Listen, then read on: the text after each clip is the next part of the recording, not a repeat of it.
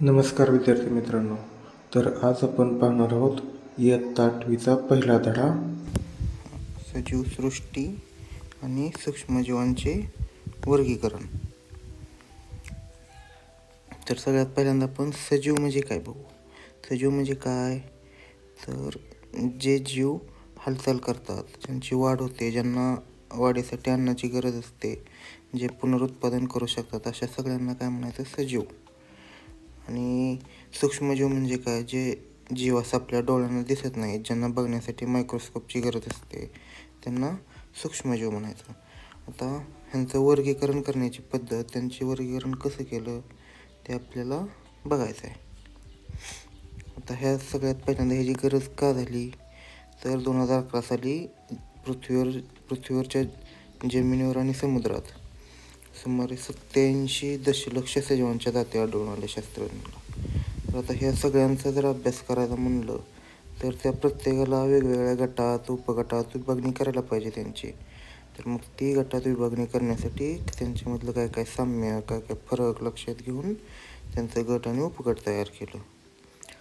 तर ह्यासाठी सगळ्यात पहिल्यांदा कार्ल लिनियसनं 1735 प्रयत्न केला.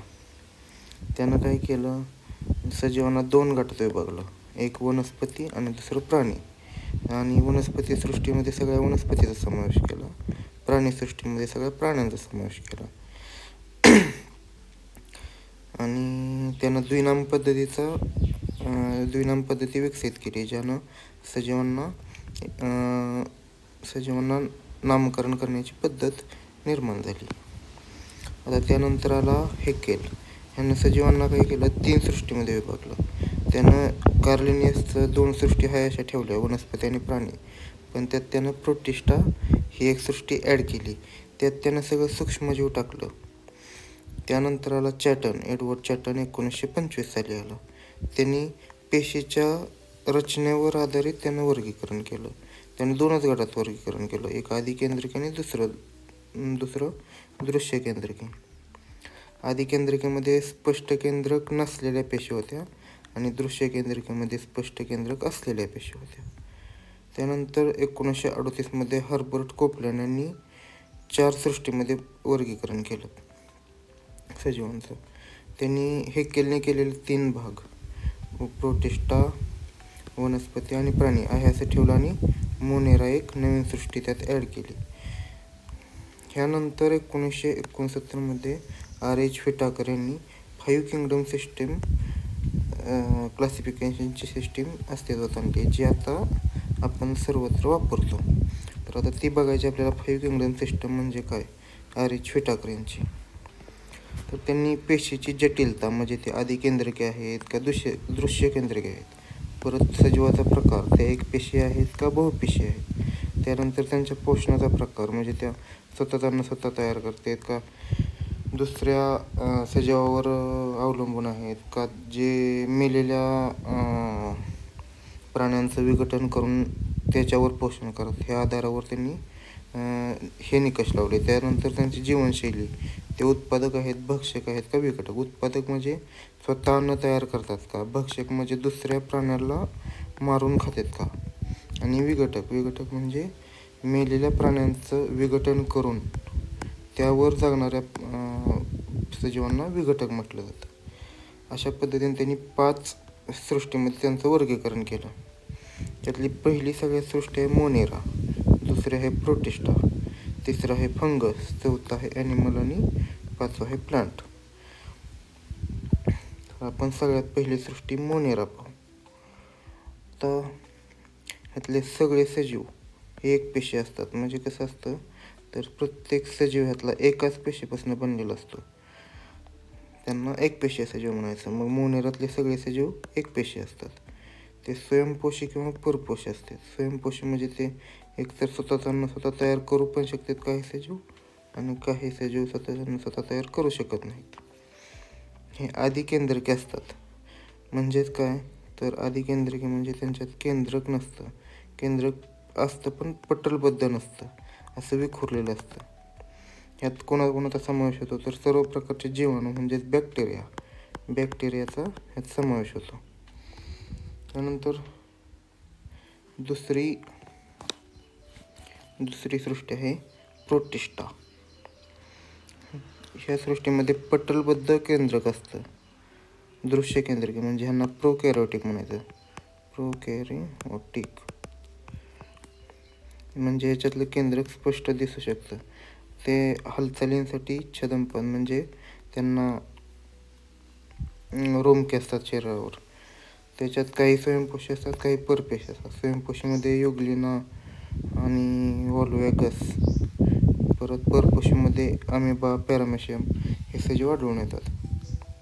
आता तिसरी सृष्टी फंगस. ह्यालाच आपण मराठीत कवक असं म्हणतो. बहुतेक कवक म्हणजे काही कवक मृतोपजीवी, म्हणजेच काय तर जे मेलेले प्राणी असतात त्यांच्यावर विघटन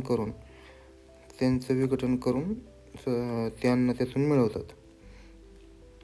तसेच त्यांची पेशी भित्तिका म्हणजे जे त्यांची पेशी जी असते, आता ह्या कवकांची जी पेशी असते ती कायटिन या शर्करेपासून बनलेली असते. यामध्ये कोण येतं, भूछत्र आणि इष्ट हे कवकमध्ये येतं. आता आपण जीवाणू बघितले. जीवाणू, आता सूक्ष्मजीवांचे प्रकार आपण बघणार आहोत. जीवाणू, आदिजीव, कवक आणि शैवाल.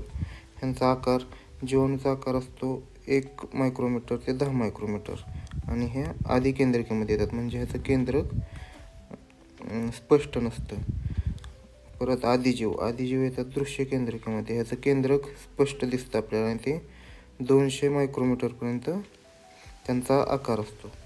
त्यानंतर येतात कवकांचा आकार 10 मायक्रोमीटर ते 100 मायक्रोमीटर असतं आणि ते मृतोपजीवी असतात. मृतोपजीवी म्हणजे मेलेल्या प्राण्यांच्या शरीरावर त्याचं विघटन करून त्यातून आपली एनर्जी मिळवणारे. त्यानंतर शैवाल येतात. शैवालचं पण 10 मायक्रोमीटर ते 100 मायक्रोमीटरपर्यंत त्यांचा आकार असतो, पण ते स्वयंपोषी असतात. स्वयंपोषी म्हणजे ते स्वतःचं अन्न स्वतः तयार करू शकतात. आता जीवाणूंचा आकार आपण बघूया. काही जीवाणू गोल असतात, काही दंडगोल असतात. काही गोल अशा प्रकारे असतात, काही दंडगोल म्हणजे अशा प्रकारचे असतात, काही स्वल्परामाकृती म्हणजे असे असतात, काही पिळाचे काही असे असतात. म्हणजे इथं आपण बघू शकतो ह्या आकृतीमध्ये. आता आपण अल्गी म्हणजे काय पाहू. इथं आपण बघितलं अल्गी काय असतात तर स्वयंपोषी असतात. तर आता आपण अल्गी बघणार आहोत. हे कुठं असतात अल्गी? पाण्यात वाढतात. त्यांचं केंद्रक दृश्य केंद्रक असतं, म्हणजेच काय तर ते आपण स्पष्टपणे पाहू शकतो. ते एकपेशी असतात आणि स्वयंपोषी असतात. हे सगळ्यात महत्त्वाचं आहे, ते स्वयंपोषी असतात. कारण त्यांच्या पानांमध्ये हरित लवकयाच्या साहाय्याने ते प्रकाश संश्लेषण करतात. त्यामध्ये क्लोरेला आणि स्पायरोगेरा ह्या 2 वनस्पती येतात. आता आपण पुढचा गट पाहणार आहोत विषाणूंचा. विषाणू म्हणजे व्हायरस. तर व्हायरस ह्यांना सजीव पण म्हणू शकत नाही आणि निर्जीव पण म्हणू शकत नाही. ह्याचं एक महत्त्वाचं कारण म्हणजे ते सजीव ज्यावेळेस त्यांना होस्ट म्हणजे एखाद्या प्राण्याचं शरीर मिळतं त्यावेळेस ते सजीवाप्रमाणे कार्य करतात आणि ज्यावेळेस ते त्या प्राण्याच्या शरीराच्या बाहेर असतात, म्हणजे समजा प्राण्याच्या शरीरामध्ये गेले तर ते त्या प्राण्याच्या शरीरातील पेशीवर अवलंबून राहून आपली प्रजनन करून त्यांची संख्या वाढवू शकतात. पण ज्यावेळेस ते एकटे असतात, त्यांना कुठल्याही प्राण्यांचं शरीर मिळालेलं नसतं, त्यांचं होस्ट त्यांना मिळालेलं नसतं, त्यावेळेस ते निर्जीवप्रमाणे त्यांचं जीवन जगत असतात. म्हणून त्यांना सजीव आणि निर्जीव ह्या दोन्हीच्या सीमारेषेवर मानलं जातं. हे अतिशय सूक्ष्म असतात. म्हणजे जीवाणू म्हणजे आपण मगाशी बॅक्टेरिया जे बघितले त्यांच्या 10 ते 100 पटीने लहान असतात. त्यांना DNA किंवा RNA पासून बनलेला लांब रेणू असतो. म्हणजे एक व्हायरस ह्यामध्ये DNA किंवा RNA असतात. हे केवळ जिवंत पेशीतच वाढू शकतात. आपण मगाशी म्हणल्याप्रमाणे जिवंत पेशीतच त्यांची संख्या वाढू शकते, अन्यथा ते असं निर्जीवप्रमाणे राहतात. भेटूया पुढच्या व्हिडिओमध्ये. तोपर्यंत धन्यवाद.